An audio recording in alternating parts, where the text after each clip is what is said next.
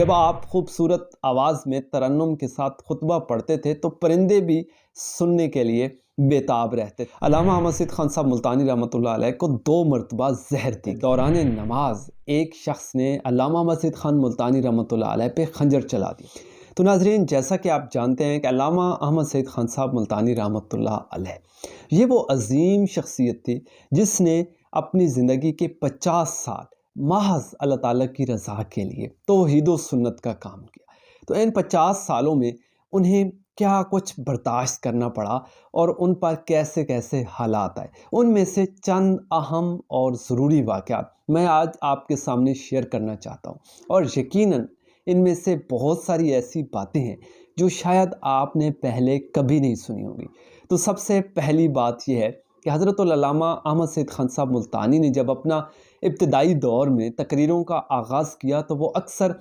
بڑے شاہ جی یعنی سید عنایت اللہ شاہ صاحب بخاری رحمۃ اللہ علیہ اور شیخ القرآن حضرت مولانا غلام اللہ خان صاحب رحمۃ اللہ علیہ کے ساتھ تقریریں کیا کرتے تھے۔ میاں والی کے ایک علاقے میں جب وہ آئے تو شاہ جی نے ان کے بارے میں فرمایا کہ آج میں اپنے ساتھ ایک ایسا مولوی لے کر آیا ہوں، آپ ہمیں سنتے رہتے ہیں، لیکن آج میں ایک ایسا خطیب لے کر آیا ہوں، ایک ایسا مولوی لے کر آیا ہوں جو انشاءاللہ آپ کو حیران کر دے گا۔ تو جب علامہ صاحب نے خطبہ پڑھا اور تقریر کی تو جب جلسہ ختم ہوا تو باہر جب لوگ نکلے تو ان میں سے اکثر بوڑھے بزرگ کہنے لگے، بڑا مولوی تو بڑا مولوی تھا لیکن نکے مولوی پھٹیاں بھن دیتیاں۔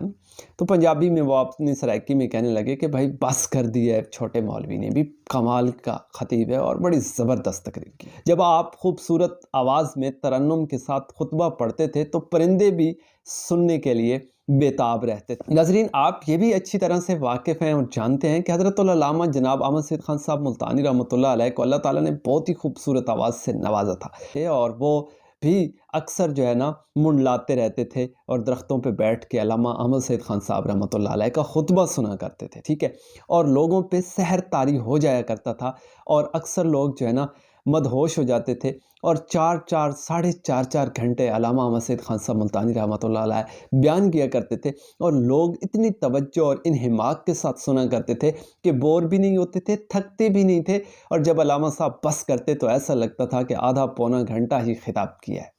علامہ احمد سید خان صاحب ملتانی نے 50 سال محض اللہ تعالیٰ کی رضا کے لیے جو دین کی خدمت کی ہے، اس میں انہیں کافی زیادہ قربانیاں بھی دینی پڑیں اور کافی زیادہ مشکلات کا اور تکلیفوں کا بھی سامنا کرنا پڑا، لیکن وہ گھبرائے نہیں اور یہ سب تکلیفیں محض اللہ تعالیٰ کی رضا کے لیے برداشت کرتے رہے۔ ان میں سے کچھ واقعات میں آپ کے سامنے ذکر کرتا ہوں کہ علامہ احمد سید خان صاحب ملتانی رحمۃ اللہ علیہ کو 2 مرتبہ زہر دی، لیکن اس کے باوجود بھی اللہ تعالیٰ نے ان کی حفاظت فرمائی اور وہ کافی عرصہ تک زندہ رہے اور دین کی خدمت کرتے رہے۔ ناظرین، یہ جان کر بھی آپ کو حیرانگی ہوگی کہ علامہ احمد سید خان صاحب ملتانی کون کے اپنے ہی گاؤں میں جب وہ امامت کرا رہے تھے، جمعہ پڑھا رہے تھے، تو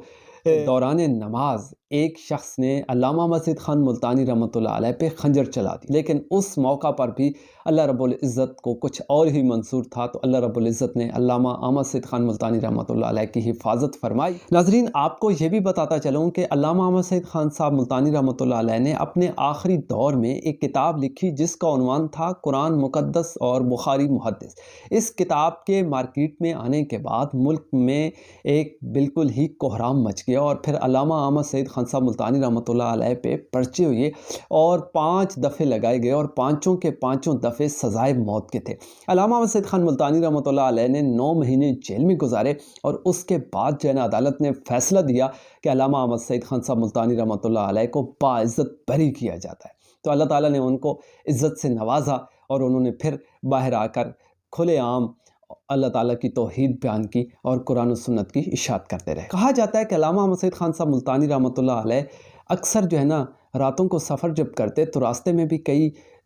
دشوار گزار مرحلوں میں سے گزرنا پڑتا۔ تو ایک دفعہ ایک جگہ پہ تقریر کر کے علامہ صاحب جب جانے لگے تو ساتھیوں نے کہا کہ یہ علاقہ بڑا خطرناک ہے، آپ نہ جائیں، یہاں ڈاکو ہوتے ہیں، چور ہوتے ہیں، تو آپ کی زندگی کو خطرہ ہے۔ تو علامہ صاحب نے کہا میں نے تو تقریر کرنے کے لیے جانا ہے، تو میں رک نہیں سکتا، میرے پاس اتنا وقت نہیں۔ انہوں نے بہت اصرار کیا، لیکن پھر بھی علامہ صاحب نے کہا میں نہیں رک سکتا۔ تو وہ جو مولوی صاحب تھے وہ رو پڑے،